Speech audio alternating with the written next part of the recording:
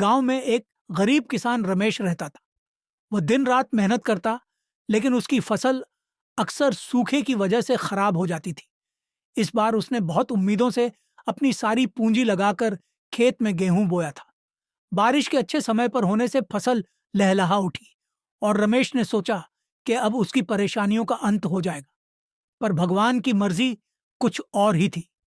कटाई से पहले ही गांव में भयंकर आंधी आई, जिसने उसकी सारी फसल बर्बाद कर दी। रमेश दुखी होकर भगवान के मंदिर में गया और रोते हुए बोला, भगवान, मैंने क्या गलती की है? आप हर बार मेरे साथ ऐसा क्यों करते हैं? मैं आपकी इतनी पूजा करता हूं, फिर भी मुझे कुछ नहीं मिलता। रमेश के पास बैठे एक बुजुर्ग साधु मुस्कुराए और बोले, बेटा, क्या तुम जानते हो कि बांस का पेड़ इतना ऊंचा और मजबूत कैसे बनता है? रमेश ने चौंक कर पूछा, कैसे? साधु ने समझाया, बांस का बीज पहले कई सालों तक जमीन के अंदर रहता है।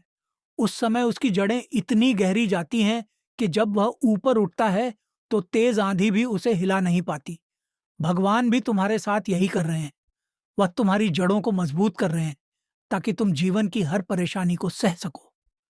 रमेश ने साधु की बात को ध्यान से सुना। वह समझ गया कि भगवान उसकी परीक्षा ले रहे हैं और उसे इस समय धैर्य और विश्वास बनाए रखना होगा। उसने मन में ठान लिया कि हार नहीं मानेगा। उसने अगली फसल के लिए फिर से मेहनत शुरू की और इस बार वह सफल रहा। कहानी का संदेश, जब जीवन में कठिनाई आती है तो यह हमें कमजोर नहीं बल्कि मजबूत बनाने के लिए आती है। भगवान हमें कभी भी हमारी क्षमता से ज्यादा दुख नहीं देते। अगर आप भगवान पर भरोसा रखेंगे तो वह जरूर आपके जीवन को खुशियों से भर देंगे। भरोसा रखो, भगवान की मर्जी में ही हमारी भलाई छिपी है।